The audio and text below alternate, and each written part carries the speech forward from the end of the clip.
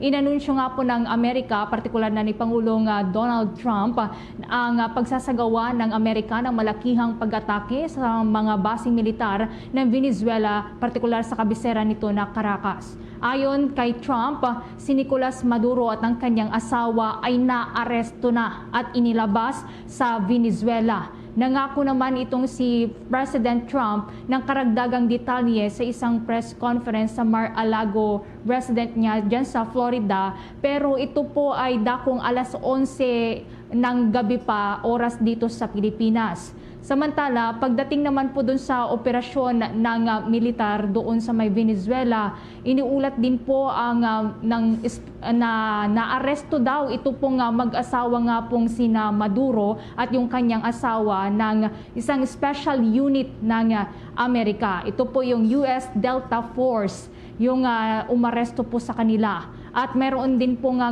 mga pagsabog na narinig doon sa Caracas mismo. Ito po yung kabisera ng Venezuela at iba pang mga estado ng Venezuela bilang bahagi pa rin po yan ng operasyon. At ngayon, ongoing pa rin po yung pagberipika ng mga otoridad ng Venezuela kung meron po bang kung merong mga sibilyan at mga kanilang kasundaluhan yung nasugatan o kaya naman ay nasawi or anuman casualties doon po sa isinagawang strike ng Amerika doon sa loob mismo ng Venezuela.